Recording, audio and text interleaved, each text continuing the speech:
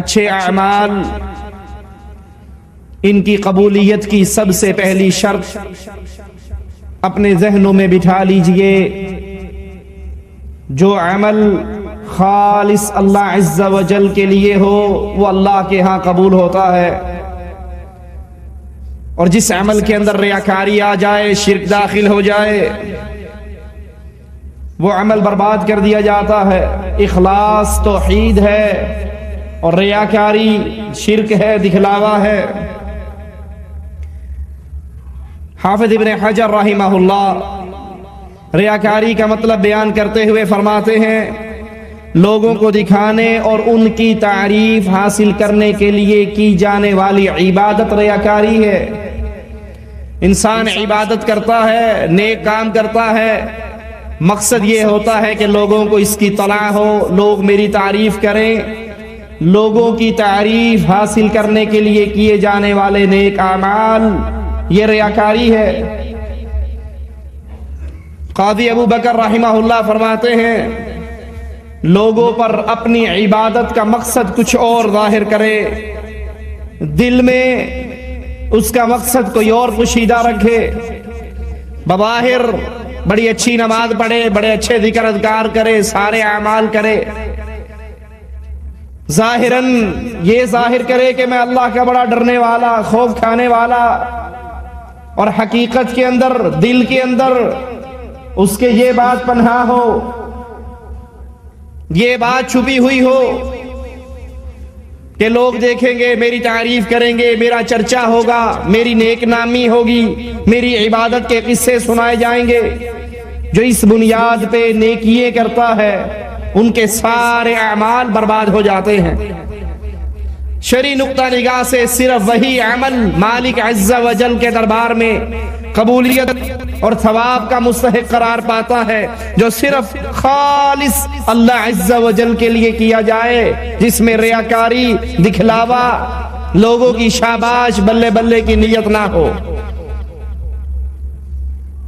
انسان ایک عمل کرتا ہے، اس وقت اس کی نیت خالص اللہ عز و جل کی رضا مقصود ہے، لیکن بعد میں اپنا وہی عمل لوگوں کے اندر بیان کرتا ہے، لوگوں میں چرچے کرتا ہے، لوگوں کے اندر اپنے اس کام کو بڑھا چڑھا کر بیان کرتا ہے، تو یاد کر لیجئے جس وقت اس نے عمل کیا اس وقت تو اس کی نیت خالص تھی، لیکن جب لوگوں میں اس نیت سے بیان کیا کہ میرے چرچے ہو جائیں، لوگوں کو پتہ لگ جائے، تو پھر بعد میں ریاکاری کی نیت سے ظاہر کیے جانے والے عمل بھی برباد ہو جایا کرتے ہیں۔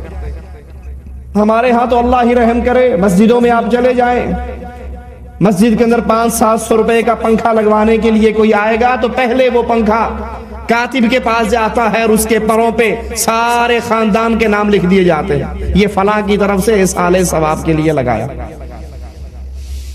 جو دے رہا ہے کہ اللہ اس کی نیتوں کو نہیں جانتا، اگر اللہ کی رضا مقصود ہے تو اللہ دلوں کے حال جانتا ہے، اور اگر لوگوں میں اعلان کروانا، نام کا چرچا کروانا مقصود ہے تو نیکی کرنے کے باوجود وہ عمل برباد ہو جاتا ہے۔ مالک اعلان فرماتا ہے، قل انما انا بشر مثلکم، اے نبی اعلان کر دیجئے میں تمہاری طرح کا انسان ہوں، بشر ہوں۔ یہ اعلان اللہ اپنے نبی سے کروا رہا ہے، قل اے نبی کہو انما انا بشر مثلکم، میں تم جیسا بشر ہوں، جیسے تم انسان ہو ویسا میں انسان ہوں۔ کیا مطلب؟ ہماری آنکھیں نبی کی آنکھیں، انسان کے ہاتھ نبی کے ہاتھ، آپ کے پاؤں نبی کے پاؤں، آپ کے والدین نبی کے والدین، آپ کی اولاد، بیوی، بچے، چچا، دادا، پھوپھو، یہ سارے رشتے انسانوں کے ہیں، یہ سارے رشتے محمد کے بھی تھے صلی اللہ علیہ وسلم۔ تمہیں بھوک لگتی ہے، نبی کو بھوک لگتی ہے، تمہیں بخار آتا ہے، نبی بیمار ہوتے ہیں، تمہیں پیشاب پخانے کی حاجت ہے، ہر طرح کی وہ باتیں جو انسانوں کے ساتھ لگی ہوئی ہیں وہ محمد کریم کے ساتھ بھی تھی۔ قل انما انا بشر مثلکم، میں تم جیسا بشر ہوں۔ لیکن اگر کوئی یہ سمجھے کہ نبی رتبے میں ہم جیسے، مقام میں ہم جیسے، رشتے میں ہم جیسے، عظمت میں ہم جیسے، وقار میں ہم جیسے، بڑے بھائی جیسے ہیں، ہم جیسے ہیں، ہمارا اور ان میں کوئی خاص فرق نہیں، یہ سمجھنے والا گمراہ انسان۔ نبی انسانوں میں سے انسان، آپ اور مجھ جیسے انسان، منہ میں دانت، منہ میں زبان، جسم لے کر آئے، بشریت کی چادر نہیں اوڑی، بشر بن کر آئے۔ عالم بشریت میں بشر تھے، لیکن شان اور مقام کیا ہے؟ ساری کائنات ایک پلڑے میں ہو، امام کائنات ایک پلڑے میں ہو، محمد کا پلڑا سب پر بھاری رہے صلی اللہ علیہ وسلم۔ مالک کہتا ہے کہ یہ اعلان کیجئے میں تمہاری جیسا بشر ہوں، لیکن فرق کیا ہے؟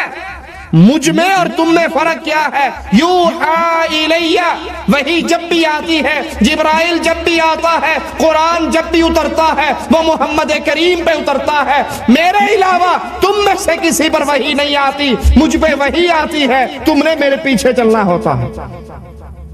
فمن کان یرجو لقاء ربہ فلیعمل عملا صالحا، جس کو امید ہو، جس کو یقین ہو، جس کو پتا ہو، جو چاہے اللہ کی ملاقات، جس کو یقین ہو جائے 60 سال 70 سال 80 سال بالآخر موت، پتہ نہیں 20 سال میں اٹھا لے، پتہ نہیں 30 سال میں اٹھا لے، بچنا نہیں، فرار نہیں، چھٹکارا نہیں، موت سے بھاگ نہیں سکتے، مرنا ضرور ہے۔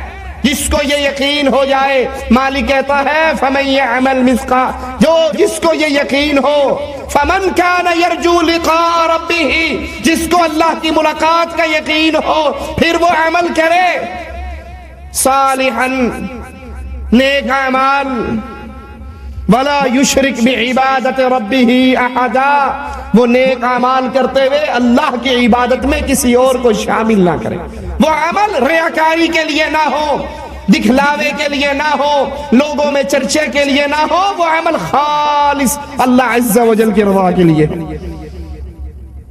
ابن قیم رحمہ اللہ فرماتے ہیں جس طرح اللہ ایک الہ ہے، اس کے علاوہ کوئی الہ نہیں، اسی طرح عبادت کا حقدار بھی صرف اللہ عز و جل ہے اور کوئی عبادت کا حقدار نہیں۔ وہ اپنی شان الوہیت میں اکیلا، تو معبود ہونے میں اکیلا۔ نماز اللہ کو دکھلانے کے لیے پڑھی جائے، اب اس کے اندر کسی اور کا حصہ نہ ہو۔